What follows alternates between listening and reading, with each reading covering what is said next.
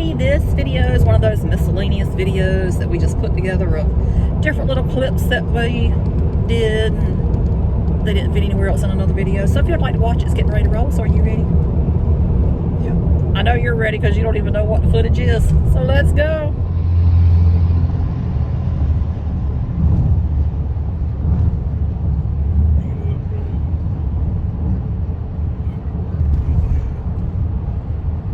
So up there on our left is the big Peachoid.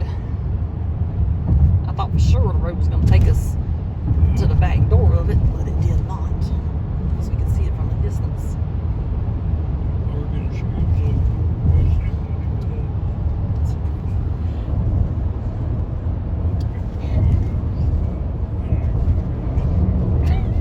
I can't even use this video.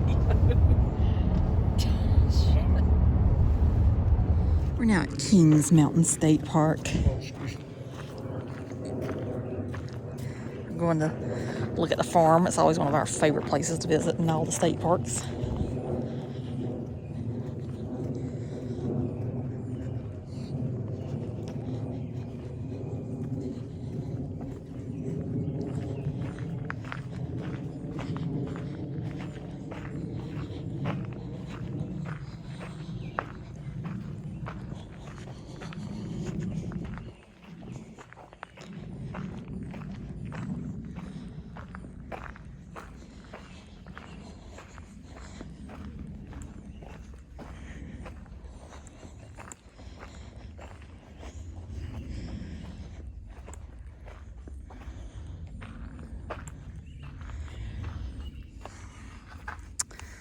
This says, welcome to the past and the future. How might people look back at your life?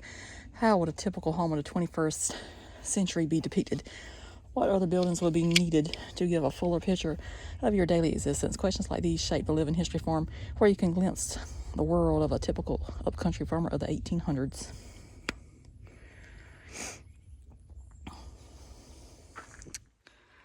So anyway,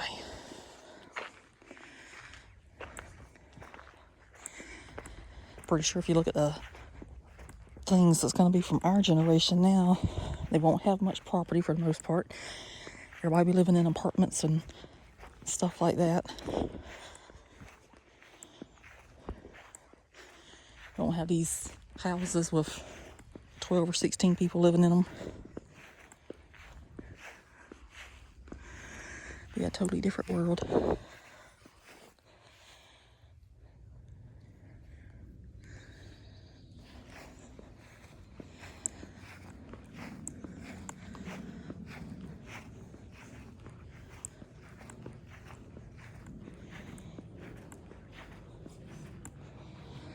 This right here says home sweet home place. The heart and headquarters of a working farm was the home place. Here the family lived and children were schooled, particularly when weather forced people inside. The home place bustled with activity. Following a traditional design that's traceable back to the Scottish Highlands, John Robert Patrick built this cabin for his family of 7 in the 1850s. It was inhabited until about 1970. In 1976, the house was relocated here from the Sharon McConnell area, some 20 miles away.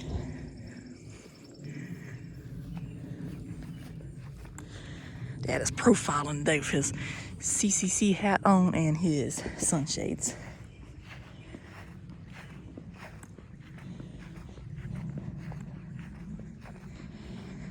Now, one thing I do miss about this farm, they used to have chickens out here that you could feed. That was always the most fun.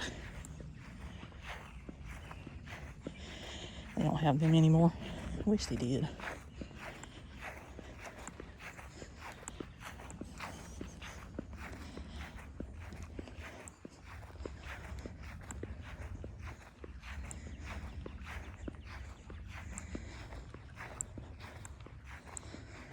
It's always a lot of fun to come out here and with them, you know.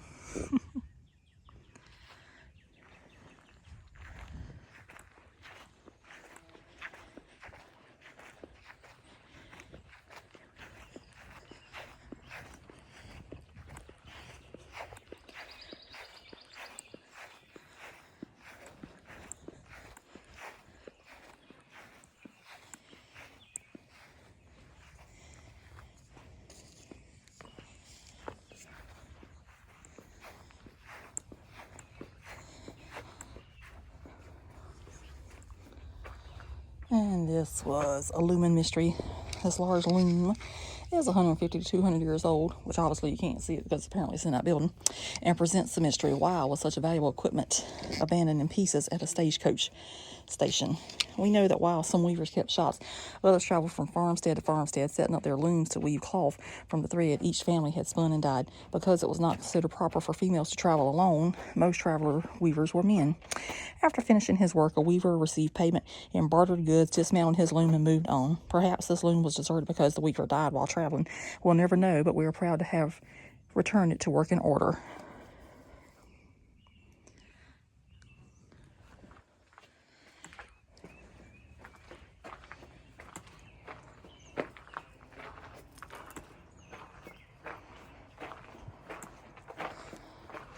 I don't think I've ever been in that building, if you want to know the truth. It's always closed.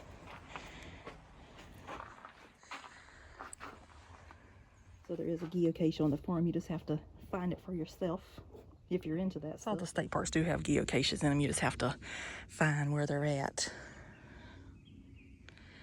We used to do that quite often, but then we stopped that too because the app it was on, you had to pay for it.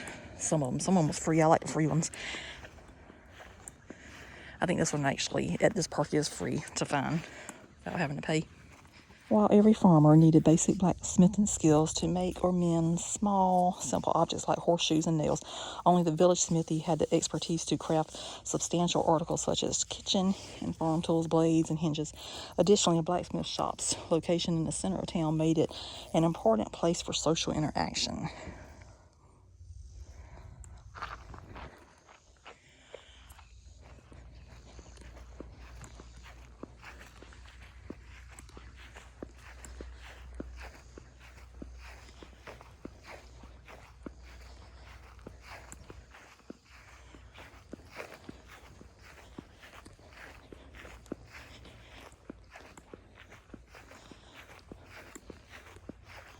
Dad wanted to come and see if the horses are out.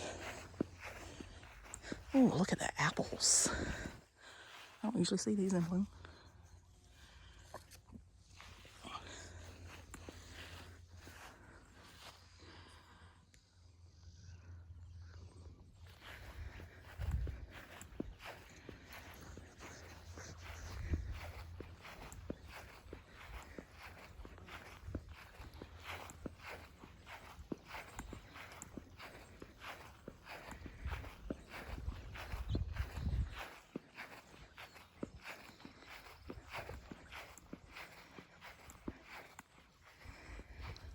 And this right here talks about the Kings Mountain Farm family. So I have read all these previously, if you've ever watched any videos before, but I do have a lot of new viewers now, so I'll read them again. It says, through a war that formed this country and a war that divided it, the McLew Oates family owned land and worked in this area. William McLew, a Scottish immigrant, settled here around 1765, neither a wealthy plantation owner nor a poor farmer worker. He was a yeoman farmer. Yeoman farmers own their land, usually fewer than 150 acres, and few slaves. William's descendants prospered as the community grew, but like many Kings Mountain farm families, they struggled after the Civil War. The family gradually left the farm they had owned for more than 130 years. In 1935, the government purchased the property for what would become the state park. That would be in him.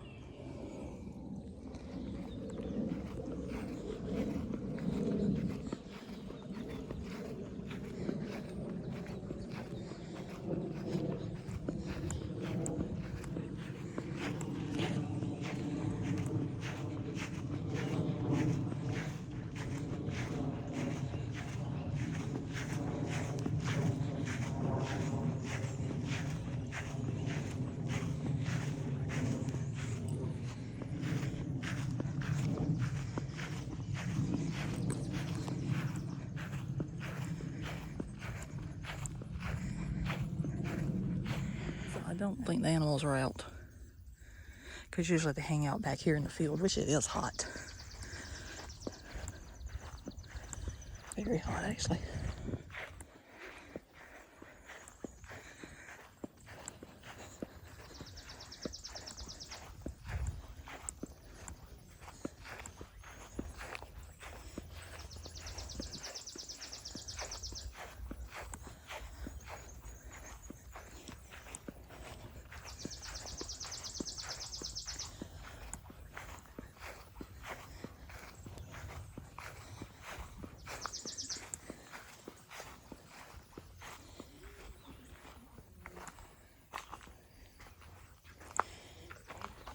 Huh? A snake.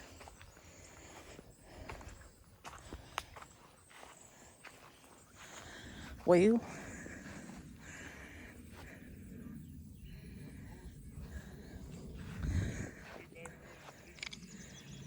Oh, they're back there. They're back there in the woods. See its tail moving?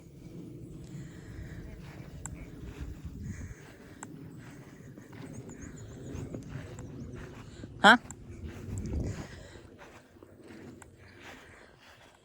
Well, I see one back there in the woods. I see one back there in the woods.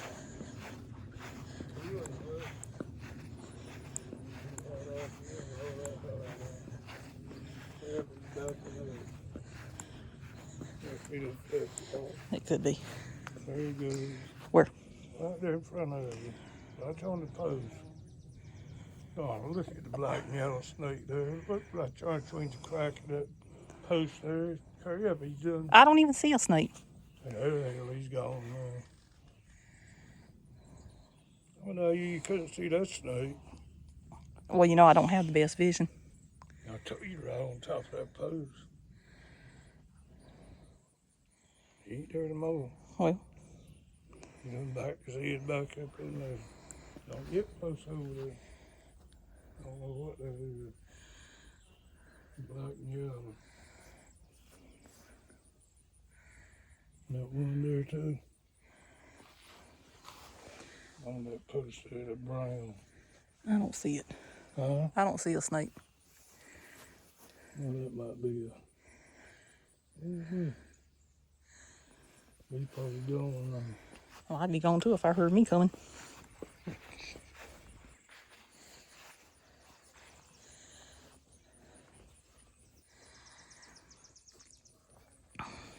Anyway, the animals are Jack the donkey, Belle the mule, Rooster the horse, Leanne the horse, and Baby the horse.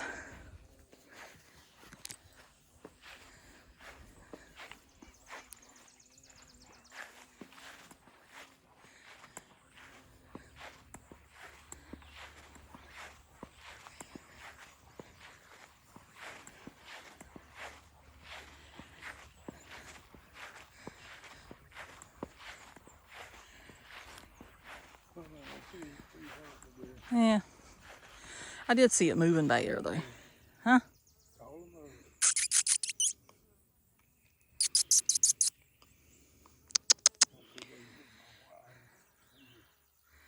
I can see it's right back there. I see it's right back there. Over there? Mm-hmm. I thought you said way back there. No, it's right over there. How far over is it? Like the fence? Yeah, it's. That's one of them. There's one of them back there. Just shaking its tail. They'll come out once we leave. Huh? They'll probably come out once we leave. There's the sweet corn where you can smell it. You can't down there.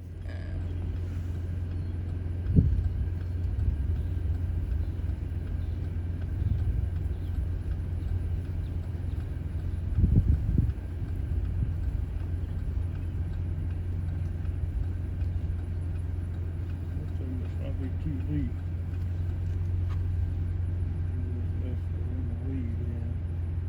Or they might just really be good swimmers. Might be good swimmers.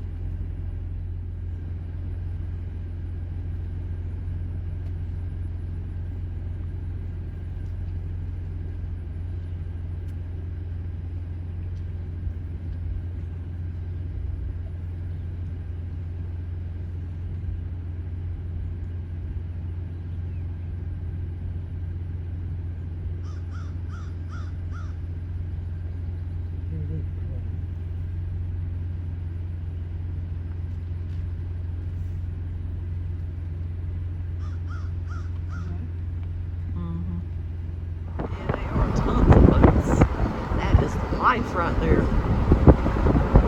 Oh, that's the life. Since we always like to stop by whenever we're in the area, this is Francis Marion's grave site, and that's the sign that tells about his life right there. I know a lot of y'all are new to the channel, so just in case you have not seen any of the videos I've done here previously, he is buried here in Pineville, South Carolina.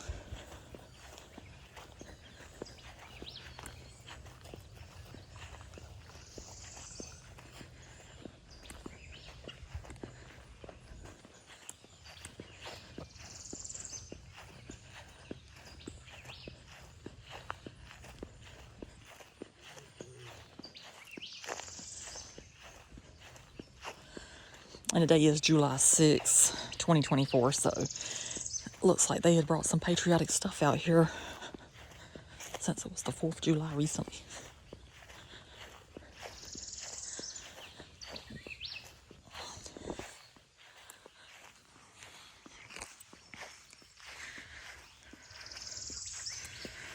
And that says, General Francis Marion and his wife rest within this enclosure.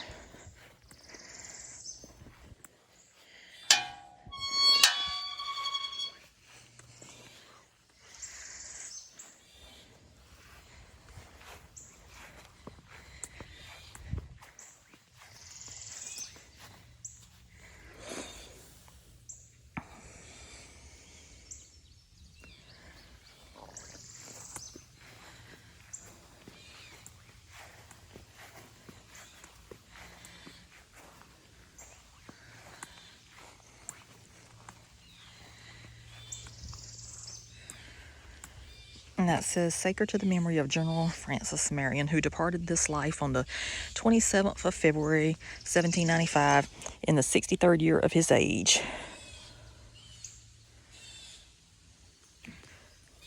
It is a nice flag and reef. I like that. That's really pretty.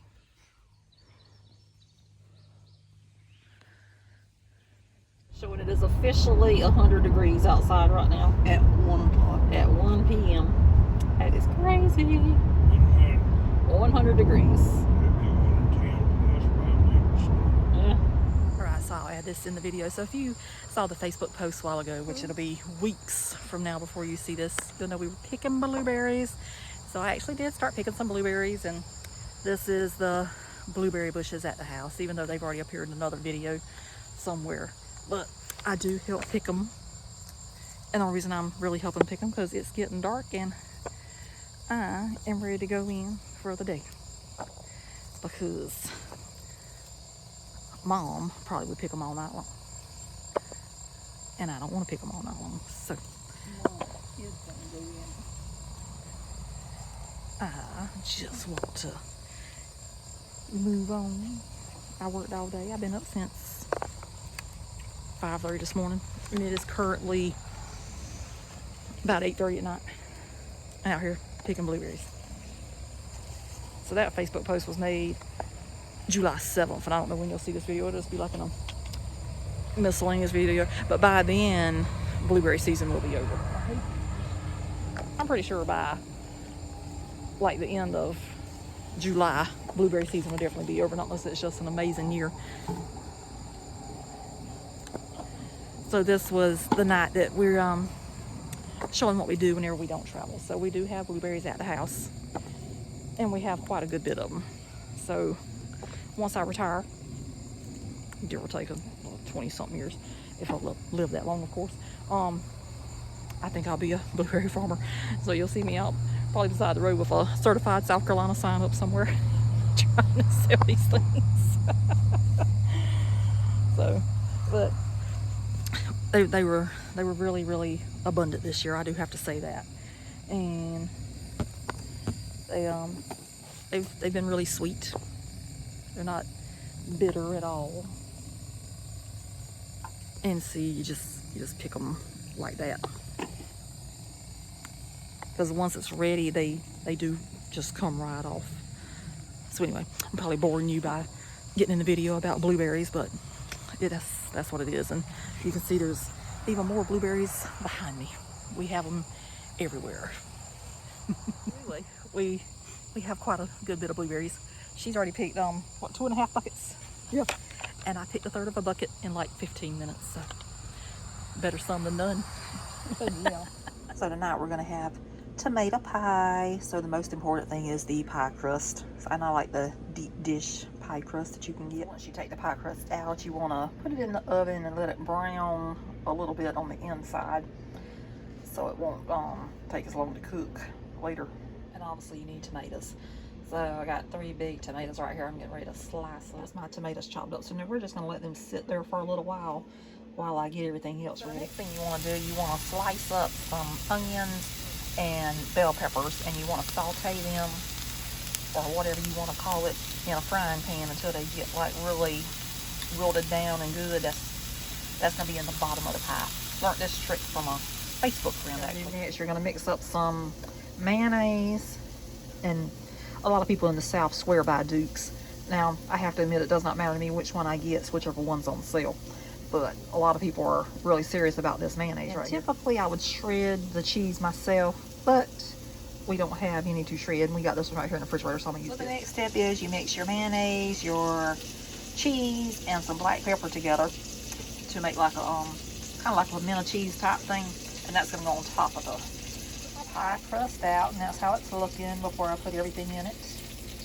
Looks really good. So it looks like the onions and peppers are pretty much the right way they need to look for the pie. So I'm gonna go ahead and cut them off and put them in the pie crust. So now I got them in the pie crust. Now I've got to get my tomatoes in there. So now that's the tomatoes layered on top of the onions and peppers. Now we're gonna cover it with the other thing, the mayonnaise, cheese, and black pepper that I probably put way too much in, but so that's it with everything that it needs to have.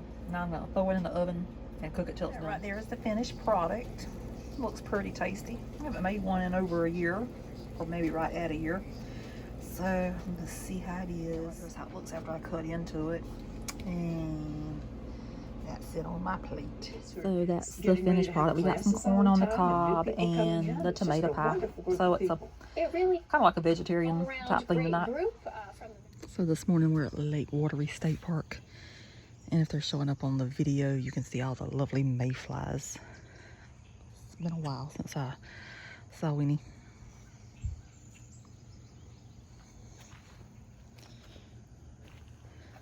So the goal was to get here for sunrise. We failed miserably. But you still see some of it.